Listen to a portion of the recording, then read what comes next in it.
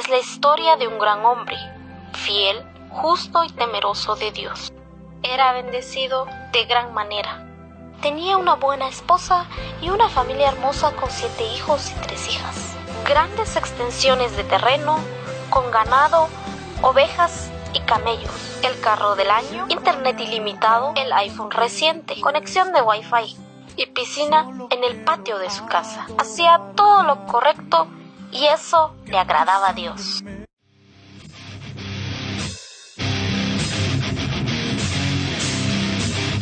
Este es Job.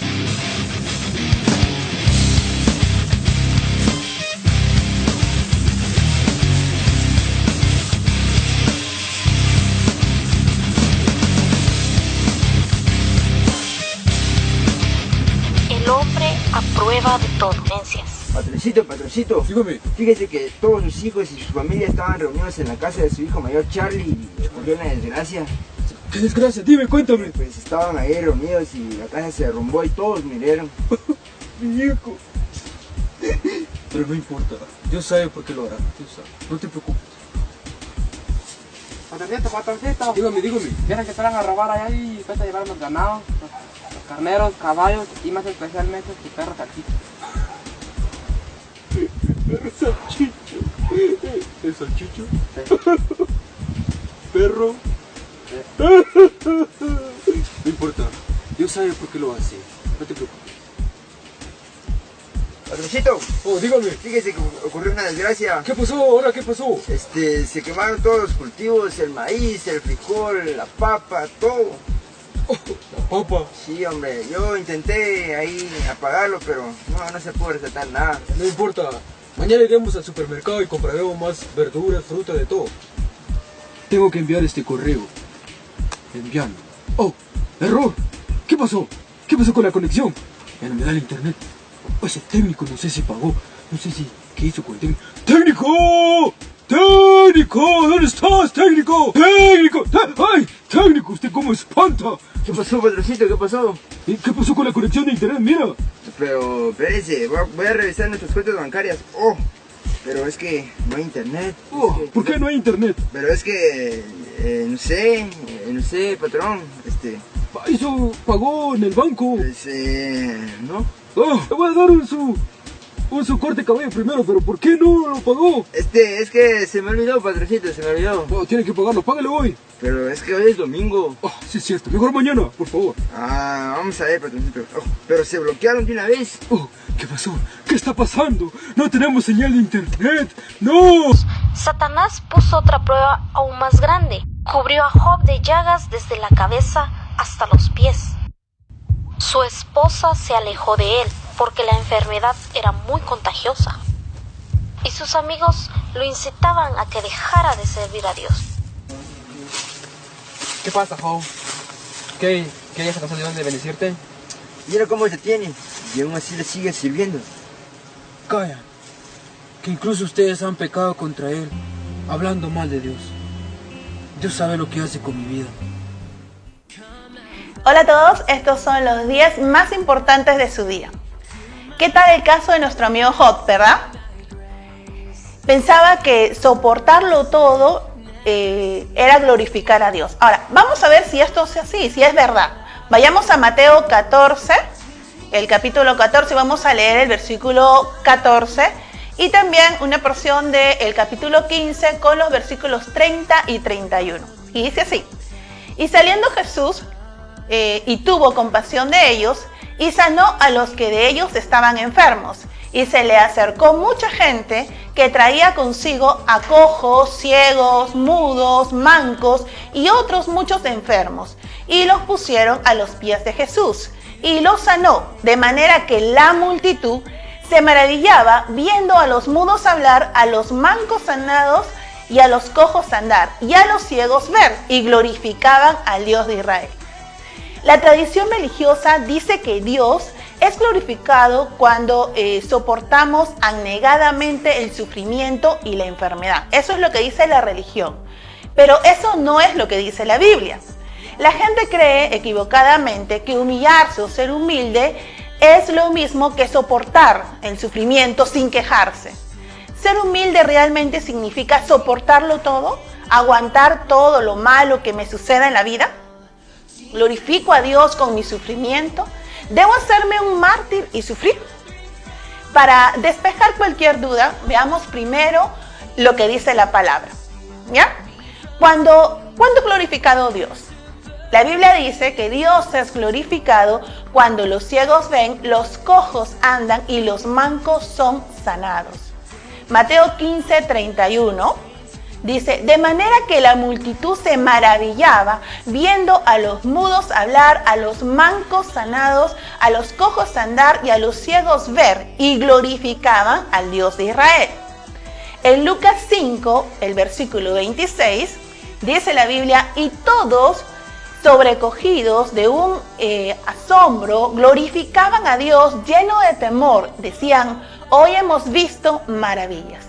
Si vemos a Hechos 4, el versículo 21, dice, ellos entonces les amenazaron y les soltaron, no hallando ningún modo de castigarles por causa del pueblo, porque todos glorificaban a Dios por lo que se había hecho. Si observamos el capítulo 3, vemos lo que pasó antes de este versículo que hemos leído, ¿no? De este episodio. Pedro y Juan sanan a un cojo que se encontraba en la puerta del templo. Por causa de eso, dice que el pueblo vio, ¿y cuál fue la reacción del pueblo? Por lo que sucedió y por lo que Dios hizo, ellos dicen que glorificaban a Dios. Ahora, hay algo que impide que en la vida de un creyente Dios sea glorificado. Sí. Lo que impide que en la vida de un creyente Dios sea glorificado es el desconocimiento y la incredulidad. La incredulidad, en la palabra de Dios. La incredulidad en la voluntad de Dios para nuestras vidas. Y también el desconocimiento de la palabra. La falta o la falencia de estos dos puntos hace o permite que un creyente, aunque sea un hijo de Dios, no viva disfrutando de toda la provisión de Dios para su vida. Con respecto a Dios, Él no tiene medida para dar. Él ya ha provisto todo. Con respecto a Dios, Él no te pone un límite, es sin límite. ¿Bien? Nosotros somos canales de bendición para otra gente. Ahora, no debemos permitir pensamientos religiosos en nuestra vida. Un ejemplo lo podemos ver con toda esta gente, ¿no? Esta gente que vio los milagros que Dios hizo y dice que glorificaron. Donde la gente desconoce las tradiciones religiosas, por ejemplo, pasa algo, mire. Cuando se van los pueblos que no tienen mucha doctrina, ¿bien? No tienen mucha doctrina de la palabra, pero va un predicador o va una persona y le habla a esa persona, a ese pueblo, a esa gente de la palabra de Dios, ¿bien? De la voluntad de Dios. Entonces, esta persona, sin tener mucha doctrina, ¿bien? Lo único que hacen es simplemente creer que lo que se les ha dicho es la voluntad de Dios. Bien, por consiguiente reciben lo que creen.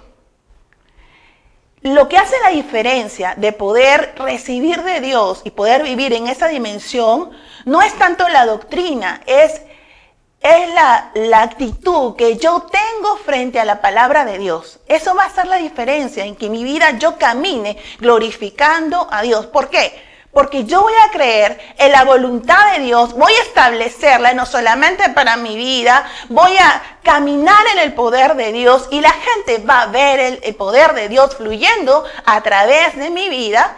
¿Y saben qué va a suceder? Van a glorificar a Dios. Y eso es lo que pasa muchas veces, por ejemplo, acá en el Perú. Algunos predicadores van, por ejemplo, a la selva, ¿no? Donde etnias donde no tienen en realidad mucha doctrina, pero a veces hay gente que recibe bastante doctrina. Pero si yo tengo toda la doctrina y conozco, pero no creo, mi actitud no es una actitud de creer que lo que Dios dice en su palabra es la verdad, yo no voy a poder glorificar a Dios, no voy a poder caminar en el estándar que Dios quiere que yo camine. ¿Bien? Entonces, ¿qué pasa con estas personas cuando oyen decir que Dios les ha enviado un mensajero para decirles que Jesús los libertará del pecado, de la enfermedad y de la muerte, se llenan de emoción. No se ponen a discutir con la palabra de Dios. Entonces, ¿sabe qué es lo que sucede? La gente empieza a ser sanada, a tirar las muletas y a quitarse los vendajes. Y Dios es glorificado. Cuando recibimos la palabra de Dios, Dios es glorificado. Cuando recibimos la provisión de Dios, Dios es glorificado. Cuando usted vive la voluntad de Dios, Dios es glorificado. Cuando usted muestra la palabra a otras personas, Dios es glorificado. Ahora, permítame hacerle una pregunta, la cual usted deberá responder para sí mismo. ¿Quiere usted glorificar a Dios en su vida? ¿Y sabe cómo hacerlo? Entonces es momento de empezar. Lo puede hacer ahora mismo. ¿Ya? ¿Cuál es nuestro punto de acción? Bueno, busque en la Biblia 2 textos en el Nuevo Testamento que hablen de cómo la gente glorificaba a Dios y por qué lo hacía. Vamos a orar. Señor, te damos gracias por la gran oportunidad que tenemos, Dios, de poder, Señor, ver milagros y prodigios, Señor, a través de tu palabra, Señor. Gracias, Padre Celestial, como dice tu palabra, Señor. Tú dijiste en tu palabra que pongamos manos sobre los enfermos y que ellos sanarían y que tú los harías, Señor. Y todas estas maravillas serán vistas por aquellas personas, Señor, que necesitan creer en ti. Gracias, Padre. Gracias, bendito Dios, porque podemos caminar en tu voluntad, Padre Celestial. Te damos la gloria y la honra y también por esta palabra que hemos recibido, Señor, la cual disponemos, Señor, a ponerlo por obra en nuestras vidas. Gracias, Señor. Gracias, bendito Dios. Bien, esto ha sido todo por hoy. No te olvides de hablar a otras personas de Jesús. Recuerda que necesitamos alcanzar a muchas más personas con el Evangelio. Nos vemos la próxima vez.